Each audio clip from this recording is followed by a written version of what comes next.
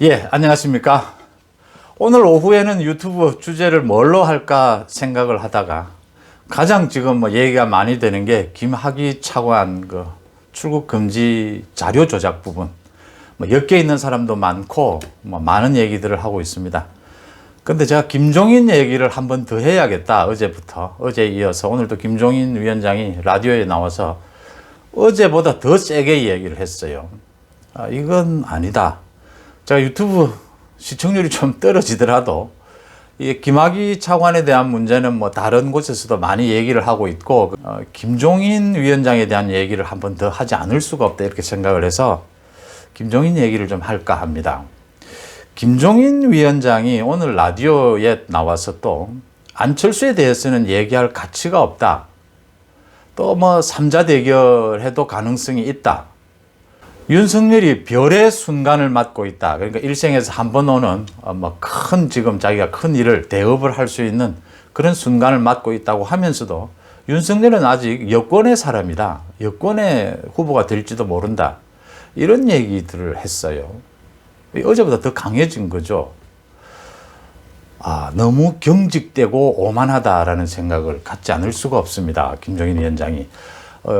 유연성이 전혀 없는 상황이어서 쉽게 말씀을 드리면 지금 자기가 생각한 계획을 세워놓고 주변 상황이 어떻게 바뀌더라도 그 계획대로 밀고 가는 그런 경직된 자세, 오만한 자세는 문재인 대통령에게서 지금 보이는 부분이거든요. 지금 국민들은 문재인 대통령만으로도 지치는데 김종인마저 이런 모습을 보인다라는 겁니다. 사실 김종인 위원장이 비대위원장으로 이 국민의힘으로 올 때 많은 논란들이 있었죠. 근데 김종인 위원장이 올 수밖에 없었던 여러 가지 상황 중에 지적하고 할 만한 것은 하나는 지금 국민의힘에서 당권을 쥐고 싶은 사람들이 많습니다. 당 안팎으로. 그런데 대부분 아시다시피 누가 봐도 이제 당권을 쥘 만한 당대표가 될 만한 사람이구나 하는 사람들이 많이 없습니다.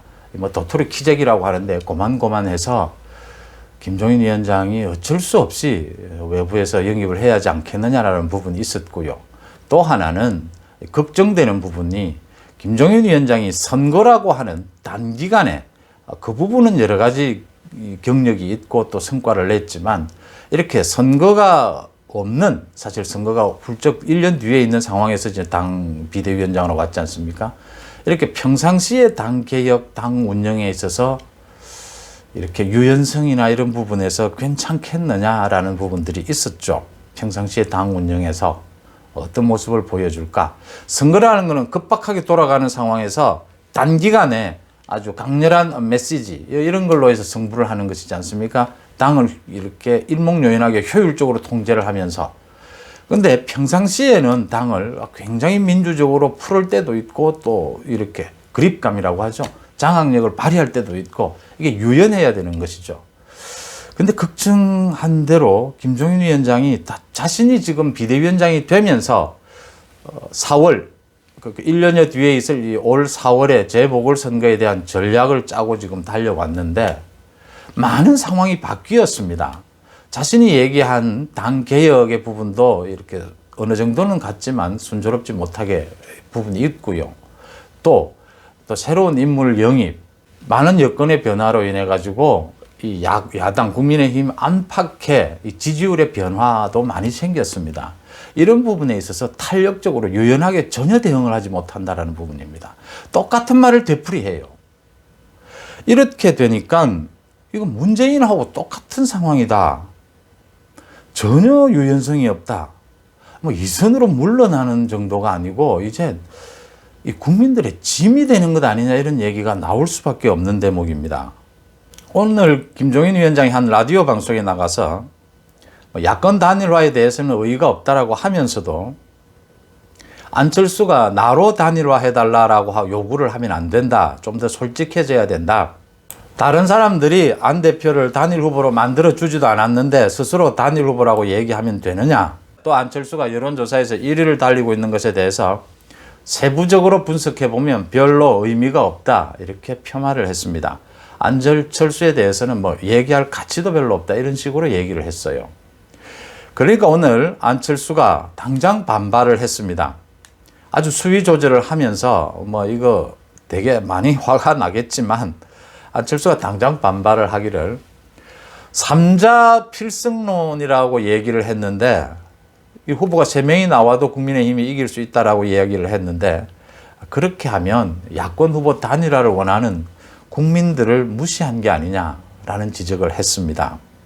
야권 지지자들이 간절히 지금 원하는 게 야권 단일 후보를 만들어서 서울시장 선거에서 좀 믿음직스럽게 좀 안정적으로 승리를 해주기를 바라는 것 아닙니까? 안정적이 되지 않을 수도 있습니다. 결국 어차피 49대 51의 승부 아니겠느냐 이렇게 보이는데 안철수 대표가 이 부분만을 이렇게 지적을 했어요. 근데 안철수 속마음은 전체적인 이런 상황에 그래도 국민의힘의 비대위원장에 대해서 너무 심하게 말하지 않는 걸로 수위 조절한 걸로 보이는데 안철수 얘기는 이것도 숨어 있는 거죠.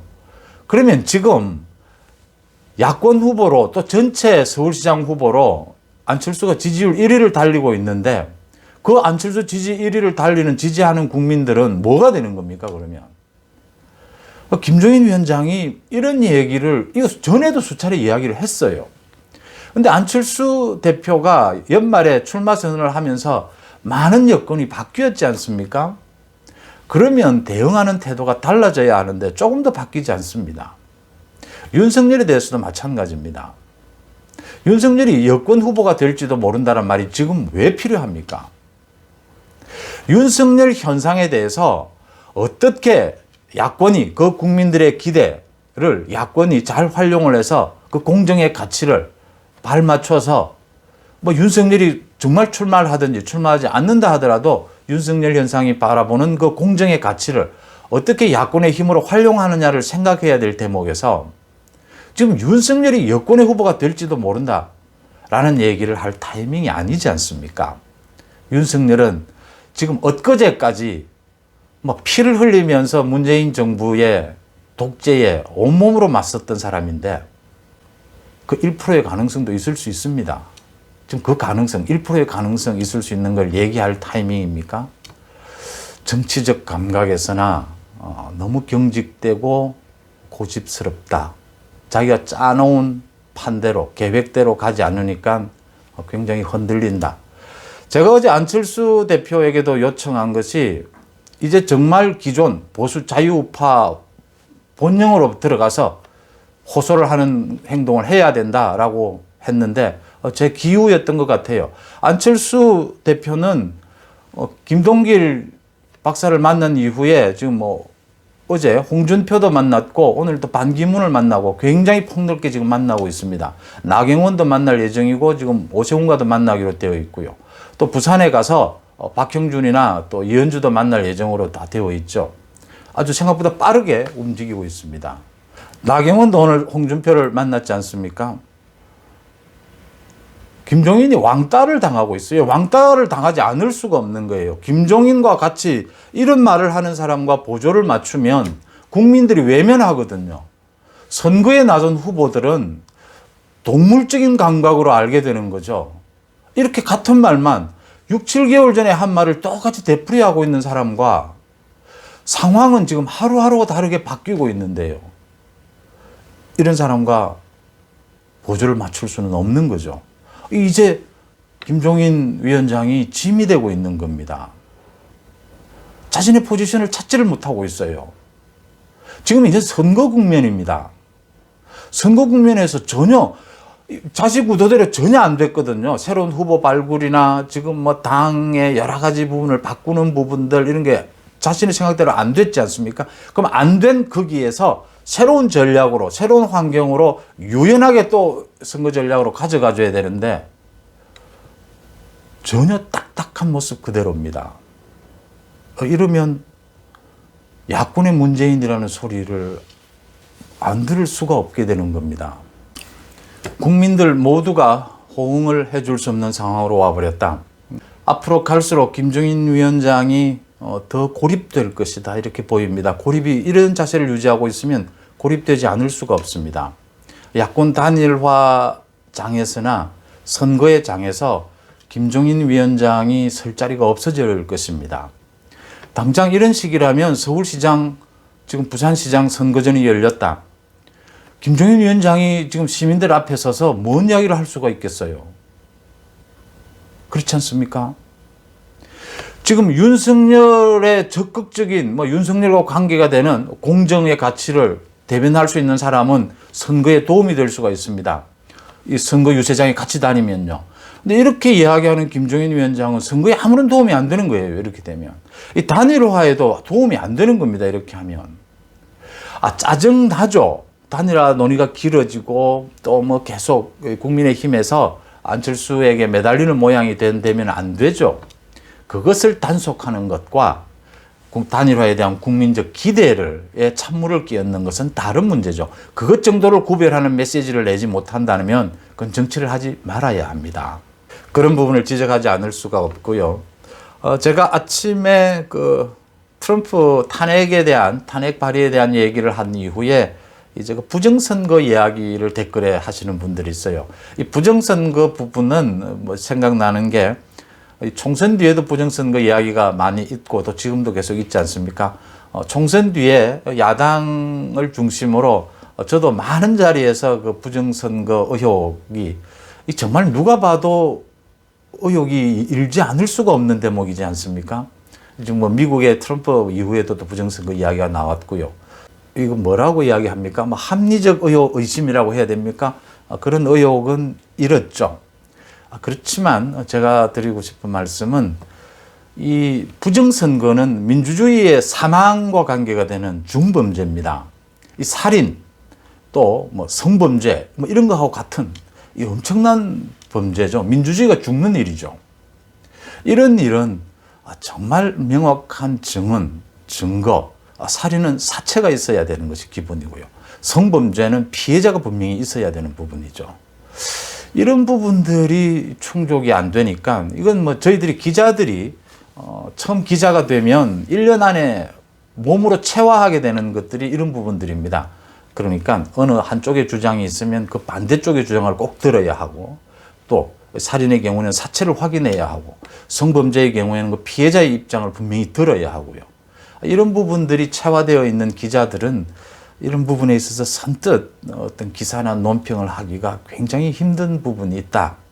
많은 의혹들은 있지만 그 당시 저도 생각납니다. 곳곳에서 그런 이야기들을 했습니다. 하여튼 그런 사정이 있다, 제 생각이 있다는 말씀을 드리고 이번에도 보시지 않습니까? 그 김병욱 국민의힘 의원이 탈당을 했지 않습니까? 그 성추행 의혹, 성 관련 의혹에 연해서 좀 그래서 이게 지금 피해자는 또 피해를 당하지 않았다고 해요. 이 건 김병욱 이거 성 의혹에 관련돼서 제가 유튜브를 하려고 하다가 그때 제가 유튜브를 하려고 한 것은 다른 게 아니고 야당 국민의힘이 잘못 대응하고 있다라는 부분입니다. 성 관련 의혹은 피해자의 분명한 어떤 메시지, 증언이 있어야 합니다. 공개되든 공개되지 않든요. 그게 없으면 이건 기사를 할 수가 일단 없습니다. 그걸 기사를 한다면 그건 다른 의도가 있거나 아니면 거의 오락 수준입니다.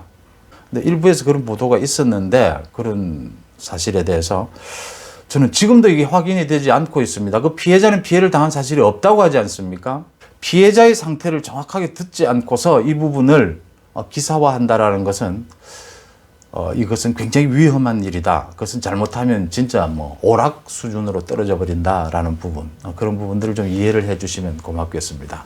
유튜브를 하면서 제가 많은 것을 배웁니다. 고맙습니다.